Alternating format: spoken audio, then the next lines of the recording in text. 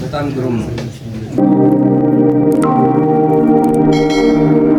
የዚህ ዘመን የዚህ የ21ኛው መቶ ክፍለ ዘመን አጠቃላይ የዘመኑን ሁኔታና የመጀመሪያው መቶ ክፍለ ዘመን የዘመኑን ሁኔታ፣ ሁለተኛ ደረጃ ደግሞ የአገልጋዮቹን የአገልግሎት ቁመና ለማሳየት ሞክረናል። በዋናነት አገልጋዮችን የሚመለከት ስለሆነ ፕሮት የሚያደርገው በ8 ነጥቦች ከፋፍለን የሐዋርያትን አገልግሎትና የዚህ ዘመንን የሰባኪያን ወይም ደግሞ የመምህራን አገልግሎት ለማነጻጸር ሞክረናል።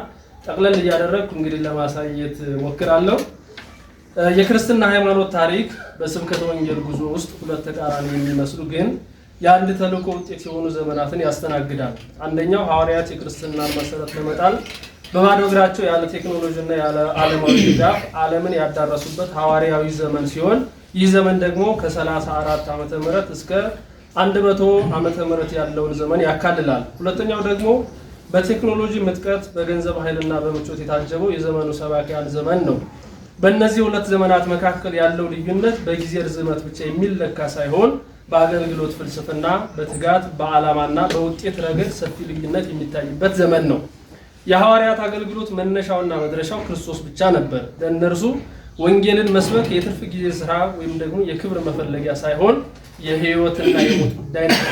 ሐዋርያው ጳውሎስ ወንጌልን ባልሰብክ ወዮልኝ በማለት የገለጸው ቃል የአገልግሎታቸው አንቀሳቃሽ ኃይል ከውስጥ የሚመነጭ መለኮታዊ ኃይል መሆኑን ያሳያል። ሐዋርያት ዓለምን ሲዞሩ የነበራቸው ጥልቅ ኃይልን ከላይ እስክትለብሱ ድረስ የተባለለት መንፈስ ቅዱስ ብቻ ነበር። የእነርሱ ጉዞ በሰንሰለት በግርፋትና በስራት የታጀበ ቢሆንም በውስጣቸው ያለው እውነት ግን ዓለምን የሚገለብጥ ኃይል ነበረው። በአንጻሩ የዘመኑ ሰባኪያን የሚገኙበት ሁኔታ ግን ፍጹም የተለየ ነው። ዛሬ ወንጌል በሳተላይት በኢንተርኔት እና በሺዎች በሚቆጠሩ አብያተ ክርስቲያናት አማካኝነት በየቤቱ ይደርሳል። ሆኖም ግን ተደራሽነቱ በሰፋ ቁጥር ጥራቱ እየቀነሰ መጥቷል የሚል ስጋት በብዙዎች ዘንድ ይነሳል። ይህም ደግሞ እውነት ሆኖ ተገኝቷል።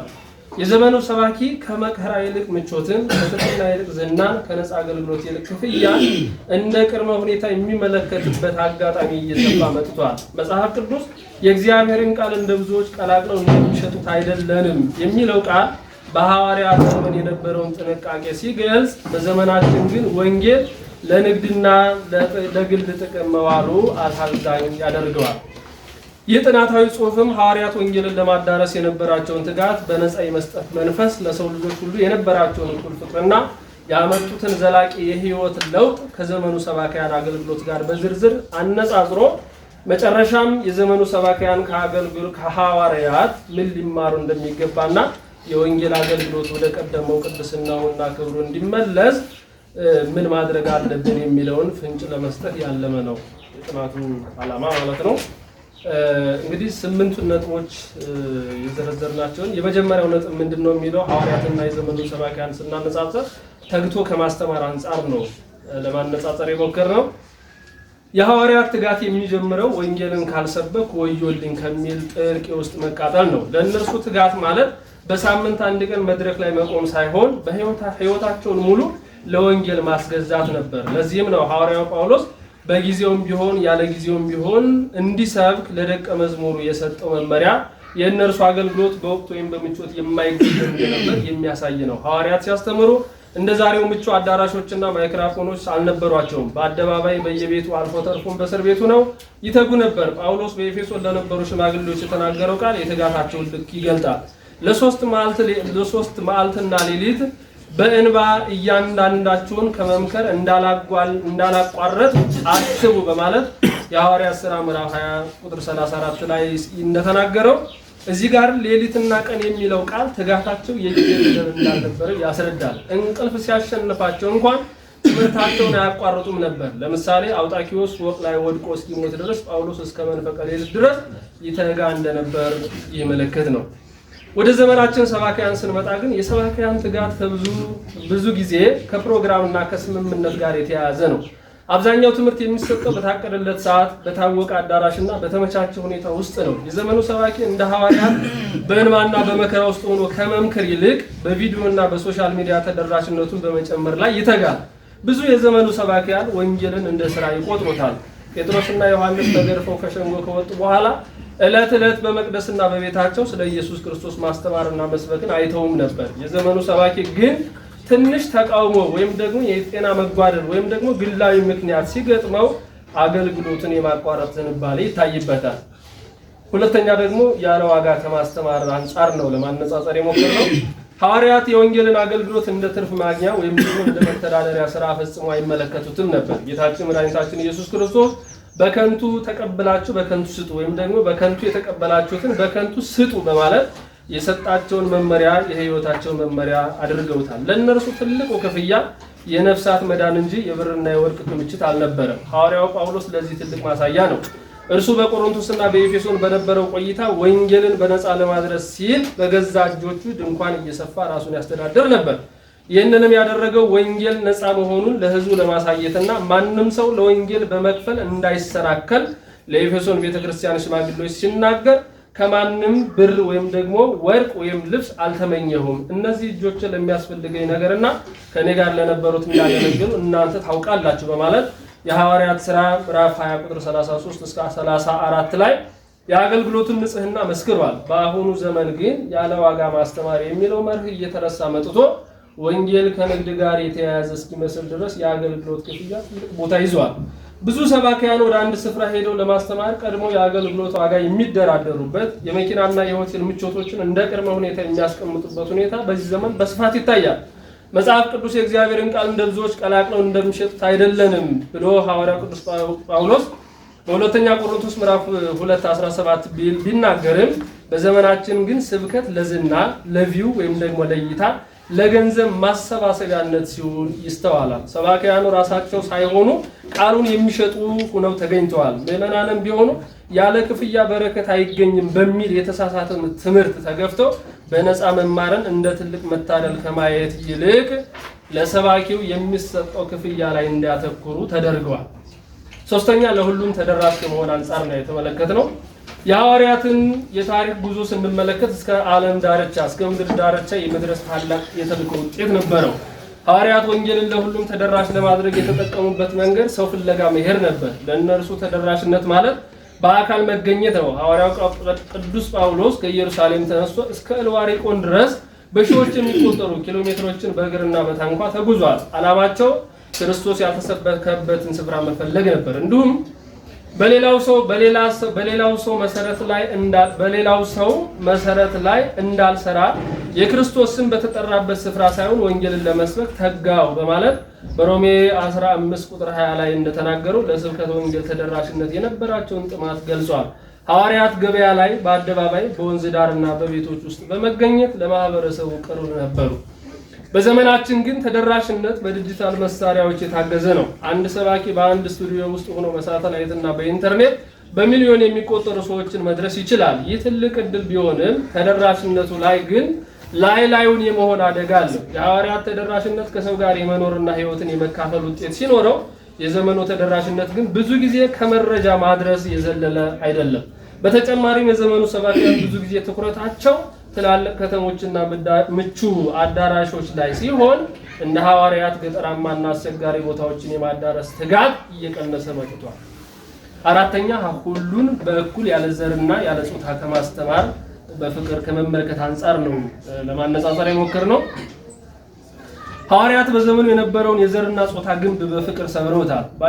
በአይሁድ ሰውና በግሪክ ሰው መካከል ልዩነት የለም፣ አንዱ ጌታ የሁሉ ጌታ ነውና የሚለውን በሮሜ መልእክት ምዕራፍ 10 ቁጥር 12 ያለውን የክርስቶስን ትምህርት በተግባር ተርጉመውታል። ጴጥሮስ በአይሁድ ሕግ ርኩስ ወደሚባለው ወደ አሕዛቡ ቆርኔሌዎስ ቤት በመሄድ የዘርን ልዩነት አፍርሷል። እንዲሁም ሐዋርያት ለሴቶች ያላቸው አመለካከት እጅግ የራቀ ነበር። እንደ ሊዲያ፣ ጵርስቅላና ፊቢን ያሉ እናቶችን በአገልግሎት እኩል ያሳትፉና ያከብሩ ነበር። በክርስቶስ ኢየሱስ ሁሉ አንድ ናቸው እያሉ ያስተምሩ ነበር። ትምህርታቸው የወንጌል ፍቅር ለሁሉም እኩል መሆኑን ማሳያ ነው። ምንም እንኳን አብዛኞቹ የዘመኑ ሰባኪያን ስለ ፍቅርና እኩልነት ቢሰብኩም በተግባር ግን ዘርንና ብሔርን መሰረት ያደረገ ክፍፍል በዘመናችን ቤተክርስቲያን ውስጥ ሰርጎ ገብቷል። አንዳንድ ሰባኪያን ከወንጌል ይልቅ የገዛ ብሔራቸውን ወይም የፖለቲካ ወገንተኝነታቸውን ሲያራምዱ ይታያሉ። ይህም የወንጌልን ሁሉን አቀፍነት ይሸረሽረዋል። በተጨማሪም በአንዳንድ ስፍራዎች አሁንም በጾታ ምክንያት የሴቶችን ተሳትፎ እና የሌሎችን ጾታ የማሳነስ ዝንባሌ ጎልቶ በዘመናችን ይታያል። አምስተኛ ዓላማ ተኮርና ወቅታዊ ትምህርቶችን ለይቶ ከማስተማር አንጻር ነው የተመለከተው። የሐዋርያት ትምህርት ለዘላለማዊ በሆኑ እውነቶች ላይ ያተኮረ እንጂ ለሰዎች ጆሮ እንዲያመች ተብሎ የሚቀያየር ትምህርት አልነበረም። የእነርሱ ዋና ዓላማ ክርስቶስና እርሱም እንደተሰቀለ ማስተማር ነበር። ትምህርታቸው ዓላማው ግልጽ ነው። ሰዎችን ከኃጢአት እንዲመለሱ ማድረግ፣ ንስሐን መስበክና ለዘላለም ሕይወት ማዘጋጀት ነው። ሐዋርያው ጳውሎስ ሕዝቡን ትክክለኛውን ትምህርት የማይታገሱበት ዘመን ይመጣል፣ ነገር ግን የገዛ ምኞቶቻቸውን ለማርካት ጆሮአቸውን የሚያሳክክላቸውን አስተማሪዎች ለራሳቸው ይሰበስባሉ በማለት በሁለተኛ ጢሞቴዎስ ምዕራፍ 4 ቁጥር 3 ላይ በማለት ያስጠነቀቀው ቃል ዛሬ በዘመናችን በግልጽ ይታያል። የዘመኑ ሰባኪያን ትምህርት ብዙ ጊዜ ወቅታዊ በሚባሉና የሰውን ስጋዊ ፍላጎት በሚያረኩ ጉዳዮች ላይ ያተኩራል። ስለ ስኬት፣ ስለ ብልጽግና፣ ስለ ስነ ልቦና ጥንካሬና ስለ ምድራዊ ደስታ በሰፊው ይሰብካሉ። ይህ ትምህርት ለዘመኑ ሰው ወቅታዊ ቢመስልም የሰውን ነፍስ ግን ባዶዋን ያስቀራታል። ሐዋርያት ግን ወቅታዊውን መከራ በትዕግስት አልፈው ስለሚመጣው ሰማያዊ ክብር ያስተምሩ ነበር። የሐዋርያት ትምህርት ዓላማው ምዕመኑን የክርስቶስ ወታደር አድርጎ ማዘጋጀት ሲሆን የዘመኑ ትምህርት ግን ምዕመኑን ምቾት ፈላጊና ተቀባይ ብቻ አድርጎ የመቅረጽ ዝንባሌ አለው። ሐዋርያት ዓለምን ለመለወጥ የእግዚአብሔርን ቃል ሳይለቁ ያስተምሩ ነበር። የዘመኑ ሰባኪያን ግን ዓለምን ደስ ለማሰኘት ሲሉ ቃሉን ከዘመኑ አስተሳሰብ ጋር እያስማሙ የማስተማር አደጋ ውስጥ ላይ ይገኛሉ። ስድስተኛ ምዕመናን የሚያስፈልጋቸውን እየሰጡ ከማስተማር አንጻር ነው የተመለከትነው። በሐዋርያት ዘመን ወንጌልን ማስተማር ማለት ቃሉን መመገብ ብቻ ሳይሆን የሰውን የዕለት ተዕለት ችግር መጋራትን ጭምር ነበር። የሐዋርያት አገልግሎት ምዕመኑን መንፈሳዊ ብቻ አድርጎ በምድር ላይ ተርቦና ተቸግሮ የሚተው አልነበረም። በሐዋርያት ሥራ ላይ የምናየው ይህንን እውነት ያረጋግጣል። ካላቸው ስንኳ አንዱ ስንኳ የራሱ እንደሆነ አልተናገረም በማለት ቅዱስ ሉቃስ በሐዋርያት ሥራ ምዕራፍ 4 ቁጥር 32 ላይ እንዳስተማረን ሐዋርያት የሚያስተምሩት ማህበረሰብ በረሃብ እንዳያልቅ፣ የደካሞች መብት እንዳይረሳ ልዩ ትኩረት ይሰጡ ነበር። ወደ ዘመናችን ስንመጣ ግን ብዙ ሰባኪያን የሚያስተምሩት ምዕመኑ እንዲሰጥ እንጂ እንዲቀበል አይደለም። ሐዋርያው ጳውሎስ ድሆችን እናስብ ዘንድ በማለት ገላትያ 2:10 ላይ የሚለውን ትእዛዝ እንደ ዋና አጀንዳ ይዞ ይጓዝ ነበር፣ ያስተምርም ነበር፣ በተግባርም ይገልጥ ነበር።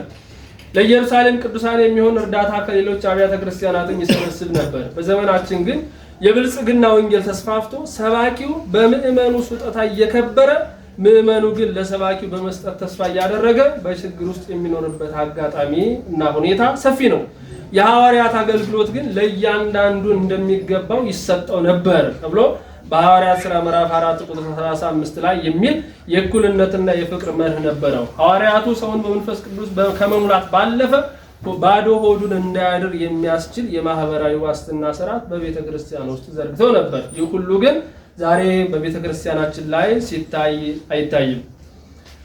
ሰባተኛ የማስተማር ብቃታቸውን በተመለከተ ነው ለማነጻጸር የሞከርነው። የሐዋርያት የማስተማር ብቃት ምንጩ ሰዋዊ ጥበብ ብቻ ሳይሆን ከመንፈስ ቅዱስ የሚገኝ ሰማያዊ ኃይል ነበር። አብዛኞቹ ሐዋርያት በዘመኑ ሰዎች እይታ ያልተማሩና ተራ ሰዎች ተደርገው ይታሰቡ ነበር። የሐዋርያት ሥራ ምዕራፍ 4 ቁጥር 13 ላይ ነገር ግን ሲያስተምሩ የነበራቸው ብቃት የዓለምን ሊቃውንት የሚያስደንቅ ነበር። ሐዋርያው ጳውሎስ የዚህ ትልቁ ማሳያ ነው። እርሱ የተማረ ቢሆንም እንኳን ትምህርቱ በቃላት ቅልጥፍና ላይ እንዳይመሰረት ይጠነቀቅ ነበር። እንዲህም ይላል፣ እምነታችሁ በእግዚአብሔር ኃይል እንጂ በሰው ጥበብ እንዳይሆን፣ ቃሌም ስብከቴም የሚያሳምን የጥበብ ቃል አልነበረም፣ ነገር ግን የመንፈስና የኃይል መገለጥ ነበረ በማለት በአንደኛ ቆሮንቶስ ምዕራፍ 2 ቁጥር 4 እስከ 5 ላይ እንደተናገረው ማለት ነው። የሐዋርያት ብቃት ሰውን ማሳመን ብቻ ሳይሆን የሰውን ሕይወት ሰባብሮ የሚቀይር መለኮታዊ ኃይል ነበረው። በአንጻሩ የዘመኑ ሰባኪያን ግን የማስተማር ብቃት ብዙ ጊዜ በስልጠናና በቴክኒክ ላይ የተመሰረተ እንጂ በመንፈስ ቅዱስ ጸጋ ላይ የተመሰረተ አይደለም። ብዙዎቹ የስነ ንግግርና የሰዎችን ስሜት የመቆጣጠር ብቃት አላቸው። ይህ ብቃት ሰዎችን ለጊዜው ሊያስለቅስ ወይም ደግሞ ሊያስፈነጥዝ ይችላል። ነገር ግን እንደ ሐዋርያቱ ትምህርት የሰውን ውስጣዊ ማንነት የመለወጥ አቅሙ ግን አነስተኛ ነው። የሐዋርያት ብቃት የሚለካው በተለወጡ ደቀ መዛሙርት ብዛት ሲሆን የዘመኑ ሰባኪያን ብቃት ግን የሚለካው በንግግራቸው ማራኪነትና በደጋፊዎቻቸው ጭብጨባ ነው። ሐዋርያት ቃሉን የሚናገሩት እንደ እግዚአብሔር ቃል በቅድስና ሲሆን በዘመናችን ግን ስብከት እንደ አንድ የኪነ ጥበብ ዘርፍ ተቆጥሮ በቃላት ድርደራና በድምጽ ቅላጼ ላይ ብቻ ተወስኖ ይታያል። ስምንተኛ ከግብና ለውጥ አንፃር ነው አስተምረው የሚለውጧቸውን አማንያን መሰረት ያደረገ ንጽጽር ነው። ይህ ነጥብ የአገልግሎቱን ፍሬና ውጤት የምንመዝንበት ትልቁ ሚዛን ነው። የሐዋርያት አገልግሎት ግብ ግልጽ ነው። እርሱም ሰውን ሁሉ በክርስቶስ ፍጹም አድርጎ ማቅረብ ነው። የሐዋርያት ትምህርት ሰውን ከስሩ የሚቀይር ነበር። ወንጌልን የሰሙ ሰዎች ጣዖቶቻቸውን ይሰብሩ፣ ጠንቋዮችን መጻፎቻቸውን ያቃጠሉ፣ ስስታሞችም ደግሞ ቸር ይሆኑ ነበር። እዚህም በሐዋርያት ሥራ ምዕራፍ 19 ቁጥር 19 ላይ መመልከት ይቻላል። ሐዋርያት ያመጡት ለውጥ ላዩን ብቻ ሳይሆን የታሪክን አቅጣጫ የቀየረ ነበር። በጥቂት አስርተ ዓመታት ብቻ ዓለምን ያወኩ ተብለው በሐዋርያት ሥራ ምዕራፍ 17 ቁጥር 6 ላይ እስኪመሰከርላቸው ድረስ ሕዝቡን በባህሪ በሃይማኖትና በስነ ምግባር ለውጠውታል። ለውጡም እስከ ሞት የሚያደርስ ጽኑ እምነት ነበር። ሐዋርያት ያፈሩት ተከታይ ሳይሆን ለቃሉ የሚሞት ደቀ መዝሙር ነበር። በአንጻሩ የዘመኑ ሰባኪያን ግብ ግን ብዙ ጊዜ በቁጥርና በስሜት ላይ ያተኩራል። ስሜታቸው የሚለካው በአዳራሹ ሙላት፣ በቪው ብዛትና ሰባኪው በሚያገኘው ተወዳጅነት ነው። ትምህርታቸው ሰውን ለጊዜው ሊያጽናና ወይም ደስ ሊያሰኝ ይችላል። ነገር ግን ዘላቂ የሆነ የባህሪ ለውጥ ማምጣት ላይ ክፍተት ይታይበታል። ዛሬ ብዙ ሰባኪያን ደጋፊ እንጂ ደቀ መዝሙር እያፈሩ አይደለም። ምዕመኑ ስብከቱን ሰምቶ ጥሩ ስብከት ነበር ብሎ ይወጣል እንጂ እንደ ሐዋርያት ዘመን ምን እናደርግ ብሎ ህይወቱን ለመለወጥ አይጨነቅም። የሐዋርያት አገልግሎት ግቡ ሰማያዊ፣ ውጤቱም የህይወት ለውጥ ሲሆን የዘመኑ ሰባኪያን ግን ግባቸው ተጽዕኖ መፍጠር፣ ውጤቱም ጊዜያዊ መነሳሳት የመሆን አዝማሚያው በሰፊው ይታያል። በአጠቃላይ በሐዋርያትና በዘመኑ ሰባኪያን መካከል ያለው ልዩነት በሁኔታዎችና በቴክኖሎጂ ለውጦች ብቻ የሚገለጽ ሳይሆን በአገልግሎት መንፈስና በዓላማ ጥልቀት ላይ የተመሰረተ ነው። ሐዋርያት ወንጌልን የሰበኩት በህይወት መስዋዕትነት፣ በነፃነትና በታላቅ ትህትና ነበር። የእነርሱ ግብ ሰውን ከምድራዊ ማንነት ወደ ሰማያዊ ክብር መለወጥ ሲሆን ለዚህም ሲሉ ከጥቅም ከዘርና ከራስ ዝና ርቀው ክርስቶስንና እርሱም እንደተሰቀለ ብቻ መስክረዋል። በዚህም ምክንያት በጥቂት ዓመታት ውስጥ የታሪክን አቅጣጫ የቀየረና የሰውን ባህሪ የለወጠ ፍሬ ማፍራት ችለዋል።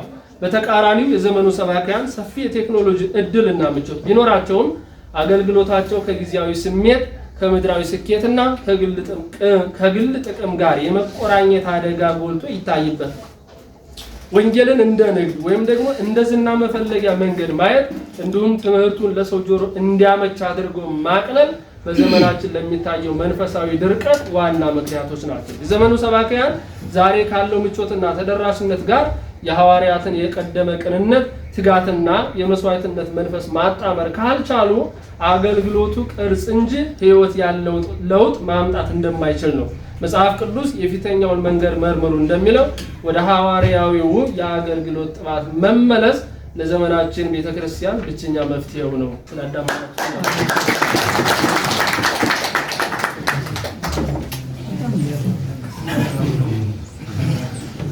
በጣም ግሩም ነው። ቆንጆ ነው። ያው እንግዲህ የኛ ህይወት የሚመለከት ነው። በዋናነት ወደ ራስ ለመመልከት ነው ጥያቄውም የመጣው።